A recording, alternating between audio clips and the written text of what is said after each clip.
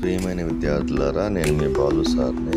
ఇప్పుడు మనం 9వ తరగతిలోని 2వ లెసన్లో ఉన్నటువంటి భారతదేశం భౌతిక స్వరూపాలు అనే పటాన్ని పిల్లలకు బాగా అర్థమవుటకు వాళ్ళ చేతే భౌతిక పటాన్ని నేలపై గీసి వాళ్ళ చేత వివిధ భాగాలు గుర్తింపజేసి వాళ్ళకి అర్థమయ్యే విధంగా వివరించాను. దీనివల్ల పిల్లలు చక్కగా ఎందుకంటే వాళ్ళు చేసినందువల్ల వాళ్ళకి చక్కగా అర్థమవుతుంది. అందుకని వాళ్ళు 9వ తరగతి విద్యార్థులు ఒక రోజంతా కష్టపడి చాలా చక్కగా ఒక చక్కని ఇండియా భౌతిక స్వరూప పటాన్ని గీసినారు. అందువల్ల వాళ్ళకి చాలా చక్కగా ఈ పాఠం అర్థమైంది.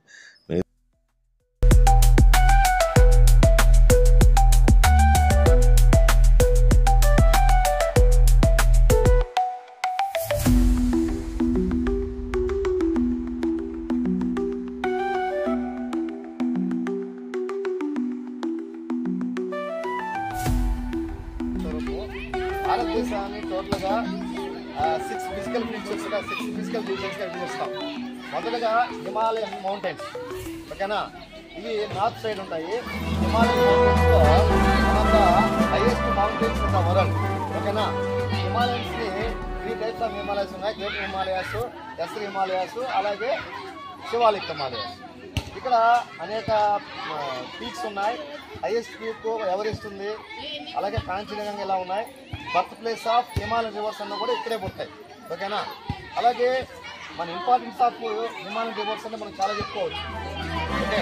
అలాగే నెక్స్ట్ వచ్చేసి ఇక్కడ ఈ పాయింట్ మనకు కనిపిస్తూ ఉంది, ఇది కూడా థార్ డెజర్ట్. ఇది రాజస్థాన్, హర్యానా రాష్ట్రంలో ఇది ఉంది. గుజరాత్ ఆ రాష్ట్రాల్లో ఉన్నాయి కొంత. ఈ రాజస్థాన్ రాష్ట్రంలో ఎక్కువగా వర్షపాతం చాలా తక్కువగా ఉంటుంది. అందువల్ల ఈ ప్రాంతంలో వానలు తక్కువ, పంటలు కూడా సరిగా పండవు. ఈ ప్రాంత ప్రజలంతా కూడా పక్కన వలస కూడా వెళ్తూ ఉంటారు. కానీ ఇక్కడ ఒక నది ప్రవహిస్తూ ఉంది, ఆ నదే లూని నది, ఓకేనా.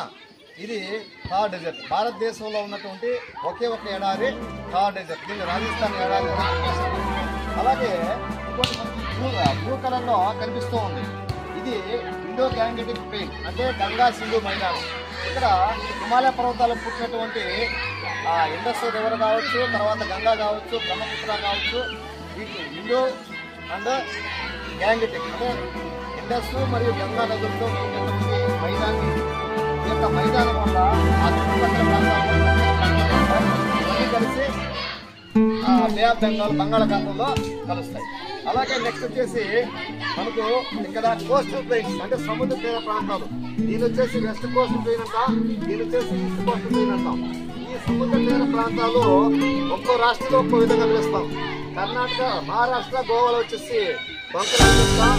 అలాగే కర్ణాటకలో కేంద్రం పిలుస్తాం. అలాగే వచ్చేసి కేరళలో మలబార్ అని పిలుస్తాం. తమిళనాడులో కోరమన్నని పిలుస్తాం. అలాగే ఆంధ్రప్రదేశ్లో, అలాగే లాస్ట్ వన్ వచ్చేసి గుజరాత్లో, ఒడిశాలో ఉత్కల్ తీరం అని పిలుస్తాం. ఇట్లా కోస్తా తీర మైదానం మన భారతదేశానికి చాలా ఎక్కువగా ఉంది. కోస్తా తీర అంటే సముద్ర తీర ప్రాంతం ఎక్కువ వచ్చేసి దీనివల్ల సముద్ర తీర ప్రాంతం వల్ల అనేక మంది మత్స్యకారులు దీనికి ఆధారపడి జీవిస్తూ ఉంటారు. అలాగే నెక్స్ట్ వచ్చేసి మనకు 2 ఐలాండ్స్ ఉన్నాయి. 2 ఐలాండ్స్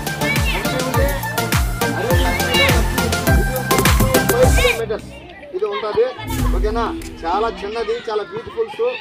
బర్డ్స్, యానిమల్స్ ఇక్కడ చాలా ఉంటాయి. అందువల్ల దీన్ని బర్డ్స్ ఐలాండ్స్ కూడా చెప్తాం, లేకపోతే కోరల్ ఐలాండ్స్ కూడా చెప్తాం దీన్ని. ఇది ఏ రాష్ట్రానికి దగ్గరగా ఉందంటే కేరళ రాష్ట్రానికి చాలా దగ్గరగా ఉంది. అలాగే బే ఆఫ్ బెంగాల్లో అతి పెద్ద దీవులు ఇంచుమించుగా 250 దీవులు ఉన్నాయి. కేవలం కొన్ని దీవులను మాత్రమే మనుషులున్నారు. వాటిని మనం ఏమంటామంటే అండమాన్ నికోబార్ ఐలాండ్స్ అంటాం. ఇది ఎక్కువగా వాల్కనోస్, 2 వాల్కనోస్ ఉన్నాయి ఇక్కడ, అన్ని పర్వతాలు. అంటే కేవలం కొన్ని ప్రాంతాలు నివాస ప్రాంతాలుగా మనకు ఉన్నాయి. నెక్స్ట్ వచ్చేసి పెనిన్సులా ప్లాట్యూ. ఇదంతా కూడా ఈ రాళ్లతో కూడుకున్న ప్రాంతాలంతా కలిసి పెనిన్సులా ప్లాట్యూ అంటాం. ఈ పెనిన్సులా ప్లాట్యూ ఎలా ఉంటుందంటే దిగుడుగా వ్యవసాయం అనుకూలంగా లేకుండా ఉంటుంది. ఈ పెనిన్సులా ప్లాట్యూలో పుట్టిన నదులే మనకు ఒక 3-4 నదులు ఉన్నాయి. ఆ గోదావరి ఉంది, కృష్ణా ఉంది, గంగా ఉంది, మహానది ఉంది, కావేరి నది. అలాగే రాష్ట్రానికి నేను అనుకోవాలి చాలా చక్కగా చేశారు. ఓకేనా, అందరూ ఒకసారి కాచుకొని నైన్ క్లాస్ విద్యార్థులు అందరికీ. ఓకేనా, అబ్బాయి చాలా దూరంగా ఉన్నారు, గమనిస్తా ఉంది. ఇచ్చామండి కానీ ఈసారి వాళ్ళు తెలుసుకొని వాళ్ళు చక్కగా తీశారు. ఓకే, మీ అందరూ కూడా సోషల్ డిపార్ట్మెంట్ ప్రైవేట్ స్కూల్ ఉంటే గుర్తిస్తున్నాను. ఓకేనా, అందరికీ ఇదే విధంగా సబ్జెక్ట్ అనేది ఎప్పుడైనా కూడా మనం బట్టి బాగా కనబడుతున్నా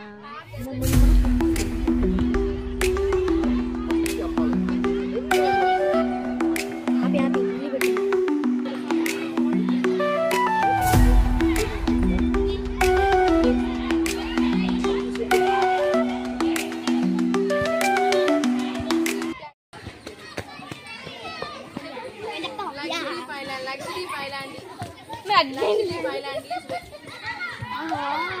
34 square kilometers.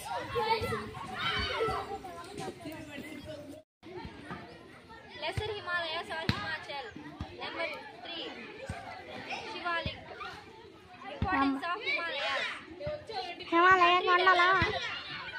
The birthplace of rivers. Source of drinking water. Fruits are grown. Okay, thank you. Very good.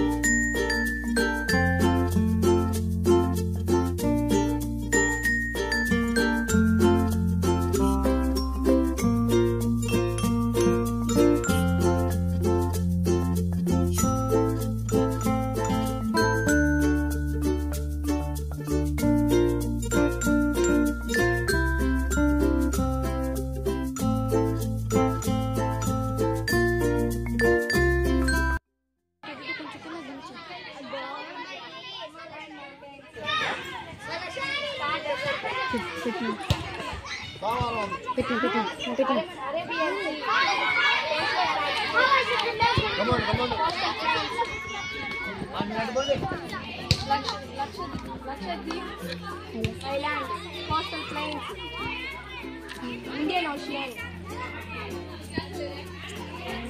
Andaman and Nicobar Islands, Bay of Bengal.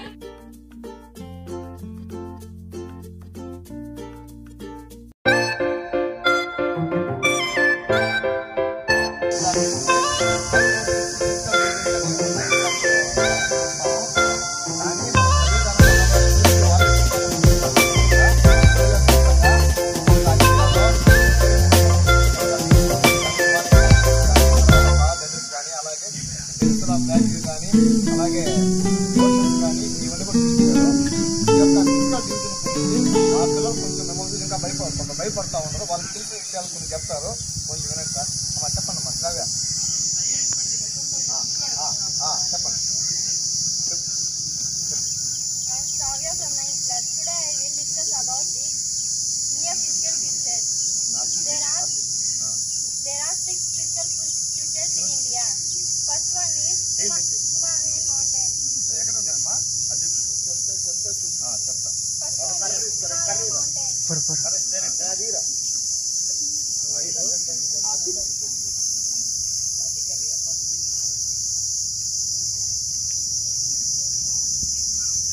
is Himalaya mountain. Second one is Northern Plains. Third one is Peninsular Plateau. Fourth one is Indian Desert. Fifth one is Coastal Plains. Sixth one is Island. Thank you.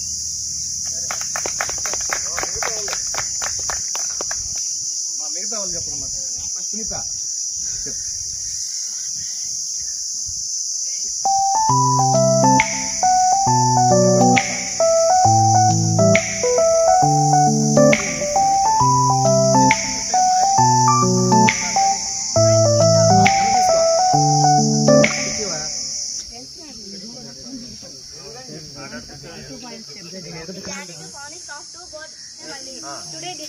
Today discuss about coastal plains. On the west, the coastal plains are divided into Konkan, Kannada plains and the Malabar. Coastal from northern to southern part. On the east, the coastal plains is divided into northern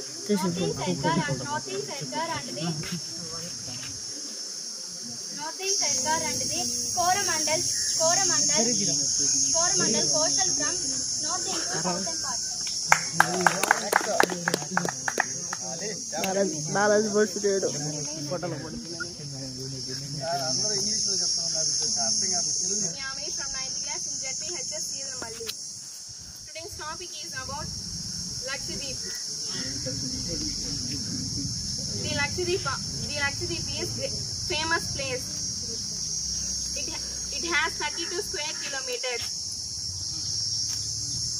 On here, there are so many bird sanctuaries,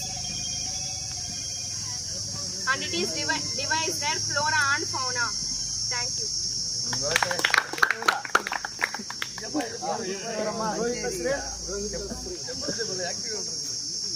Good afternoon, all of you. I am Rohit Asri from 9th class. Today's topic is physical divisions of India. There are 6 divisions. Himalayan mountains. Second one is Northern Plains. Third one is Peninsular Plateaus. Fourth one is Indian Desert. Fifth one is Coastal Plains. Sixth one is Indian Island. Thank you.